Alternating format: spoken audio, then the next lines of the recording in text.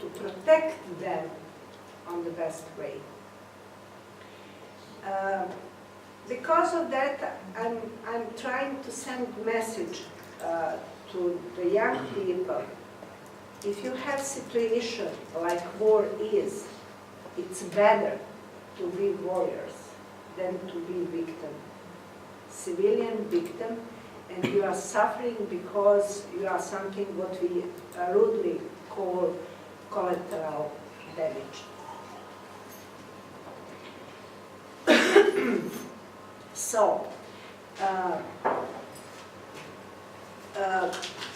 women from this region are trying to help each other. NGOs trying to approach to each other.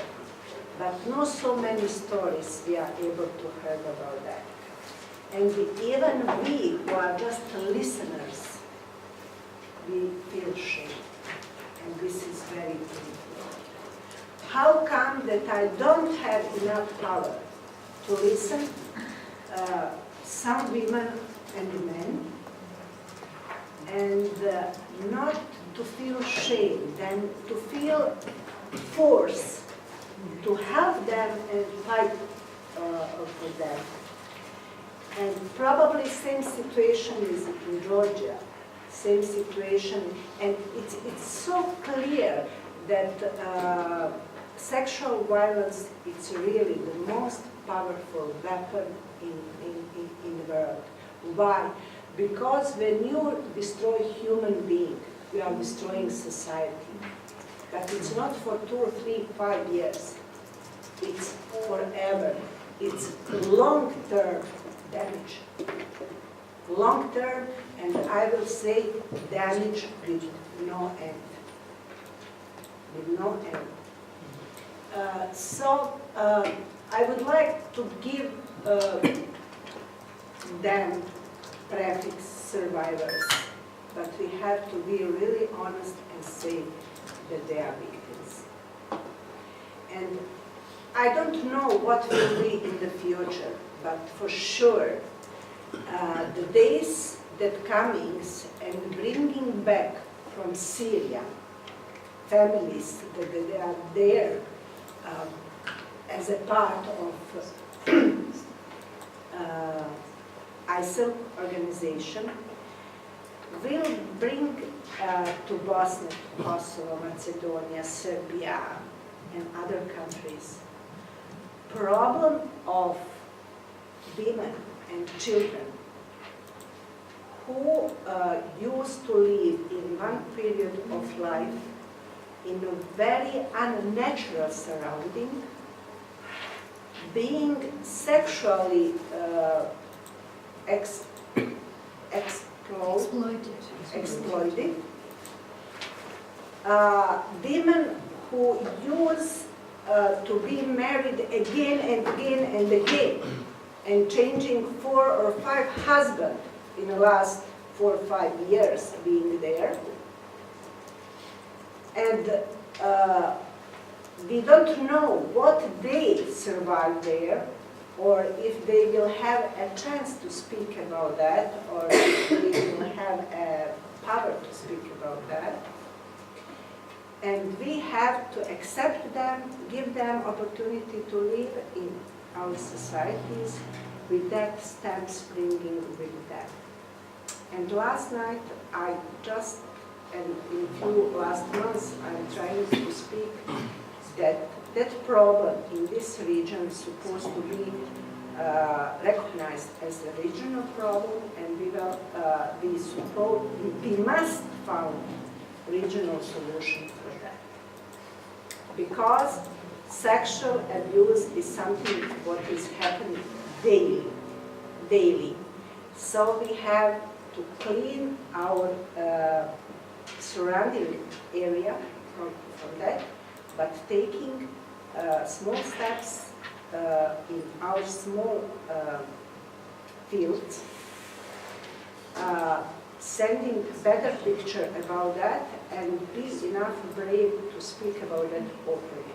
Because I asked about sexual abuse cases in Albania, army if they have, because what we received as a global picture from USA, it's not good enough. And we for sure don't want to be in the same situation here, and especially this is the moment why we need more women inside the mission area, because working together, we are exactly in connection to make our behavior more suitable, first of all for us, and later on for people that we are trying to provide peace for them. So, very simple question for you.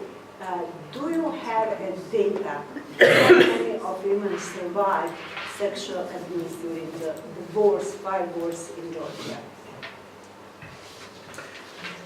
Actually, I mentioned, and I will add, the problem is,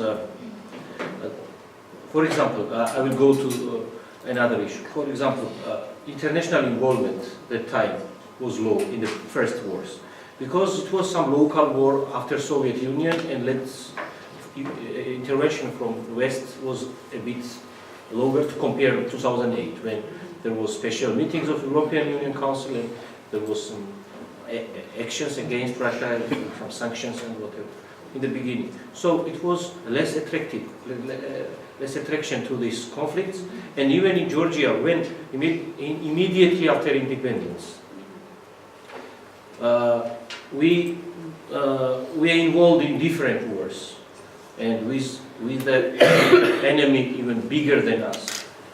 It was called Georgia, Abkhazia, Georgia, South Ossetia, but there was in both conflicts participating Russia. So there was no person who can even bring statistical data out of this. There was no record, there was no research. Who had time for this at the time? This was like the time very unstable and disorder. But to compare 2008, when Georgia already developed its statehood and we had already well-established institutions after independence, we had a already established state in 2008, we can say that another problem is here. I mentioned that a survey of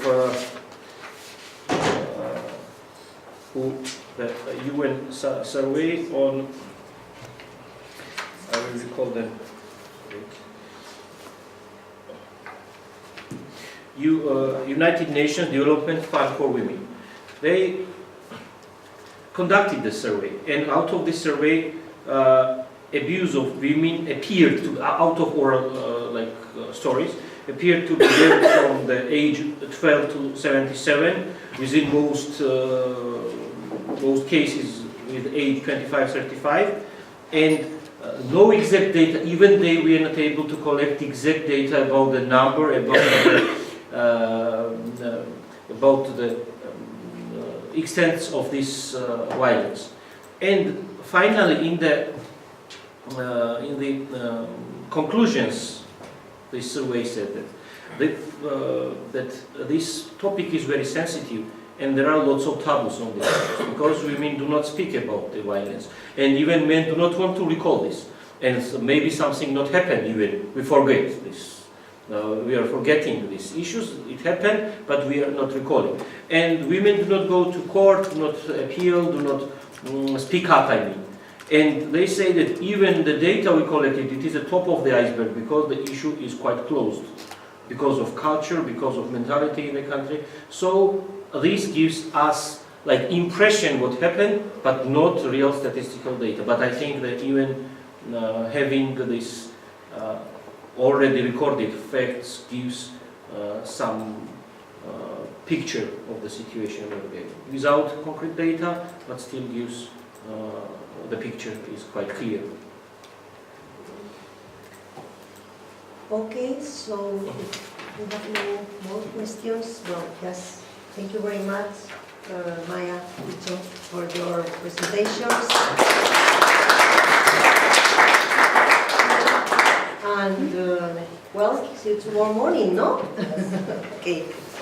Thank you very much. Thank you to all moderators. No, it was my pleasure.